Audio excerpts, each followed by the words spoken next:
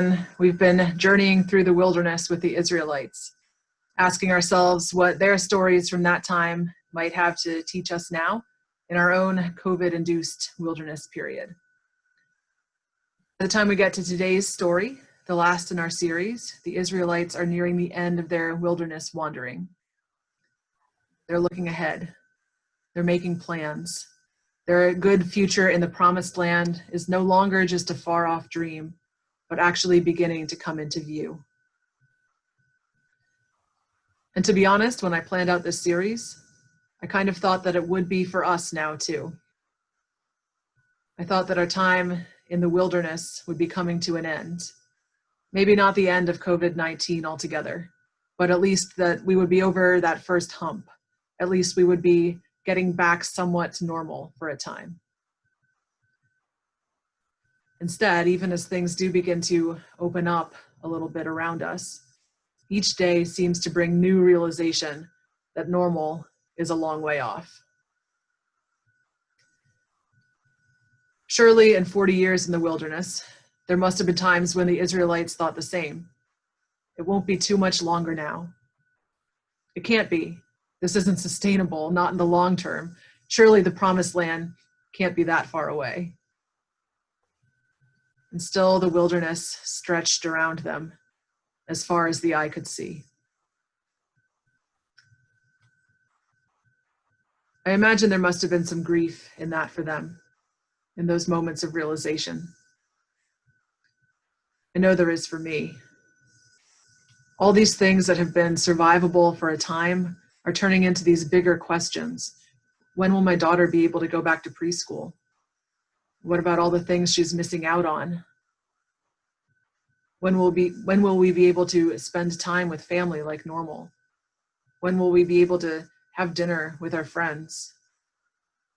When will we be able to gather in person for worship like we used to and actually have it be recognizable as worship? And with those questions often comes a wave of despair because none of it was supposed to be like this. Certainly not for the long term. The wilderness at this point is no longer just an interruption, no longer just something to journey through. It's something to make our peace with. So many times in Numbers, we've read about the wilderness as a place where the Israelites butt heads with God. But remember, the wilderness is also a place where they encounter God's grace and provision. Every day they're fed with manna that falls from heaven, even as they doubt and fear and wish that they could just go back to Egypt. When there is no water, God provides water. When they trek through dangerous territory with enemies on every side, God is with them. Good things can happen in the wilderness, too. And then there's today's story. As a census is taken of a new generation of Israelites and plans for dividing up the land across the Jordan River are announced, land to each tribe and each clan within a tribe and each family within a clan, 5 sisters realize that there's a problem. You've probably never heard of Mala, Noah, Hogla, Milcah, and Tirzah, the daughters of Zelophehad, unless you either really know your Bible or are into feminist biblical commentary, or maybe both. But the author of Numbers considers them important enough to record their names, an honor not always bestowed on women in the Bible. They are their father's only children. By custom, if not explicitly by law, they can't inherit land.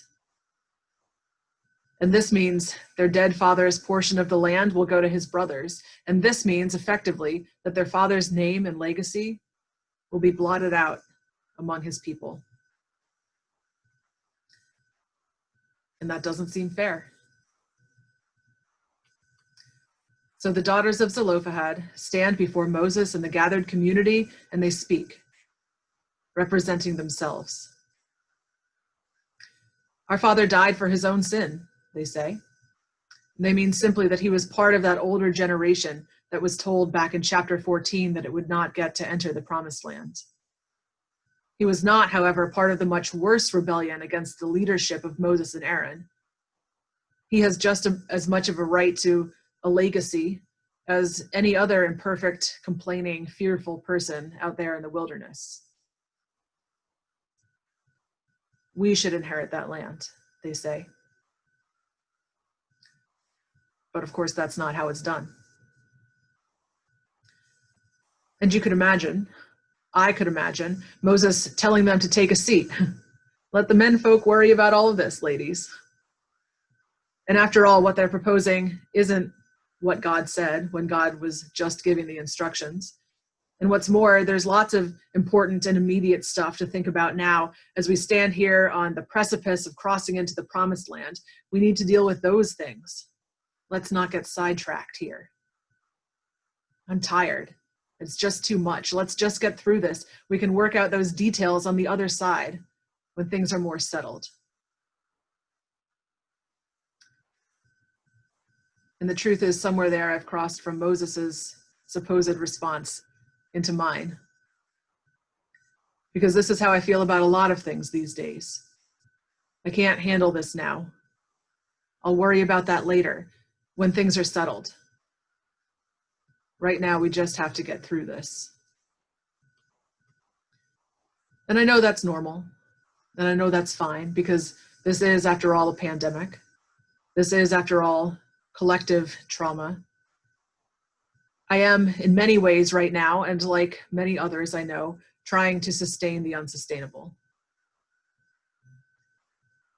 But as it becomes clear to me that there's still a lot of wilderness left, I'm also beginning to realize that I need to envision what this future looks like, and not just the one that I thought would be. I need to start answering some of those grief-filled questions about preschool and family and friends and, yes, even church, to the best of my ability. Those things may not look like normal for a while. So how do we move forward now? And this is actually how Moses answers, with a willingness to consider that positive, forward-thinking changes might be able to happen now. He brings the case of Mahlah, Noah, Hoglah, Milcah, and Tirzah, the daughters of Zelophehad, before God. And God, perhaps surprisingly, says they're right. Yes, God says to Moses, give these women their land. And not just them. If any man dies and doesn't have a son, then you should give his inheritance to his daughters. And all right, it's not perfect by modern standards. The daughters are still plan B in this scenario. The whole thing is still about keeping land in the family along patriarchal lines. But I love this story. I love it first for how, when God hears their case, you can almost see God cocking God's head to one side and saying, I never really thought about it like that before. I think we talk a lot sometimes about yielding to the will of God as if it's some unchangeable force. And certainly it may often require giving up some of our own personal hopes and ambitions and prejudices and grudges. But when it comes to that arc of history bending toward justice, at least, I suspect sometimes God might welcome our suggestions regarding the details. And I love this story also because it shows us that new things can happen in the wilderness for the Israelites and for us. The time for taking steps forward is now. The time for imagining possibilities is now. The time for moving along that arc of history toward justice is now.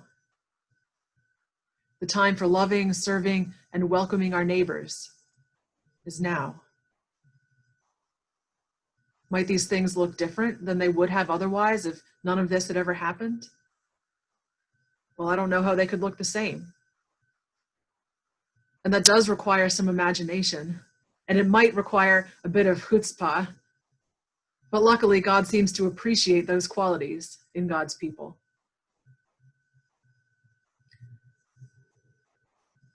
I'm coming to learn all these weeks in that life now isn't just on pause. We'll be here in the wilderness for a while. And there's grief in that, for everything we've lost and everything we still will lose. Believe me, I know. But there's hope too,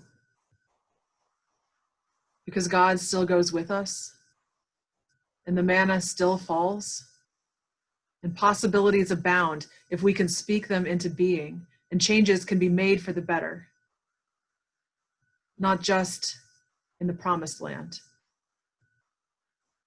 but even here, even now, even in the wilderness.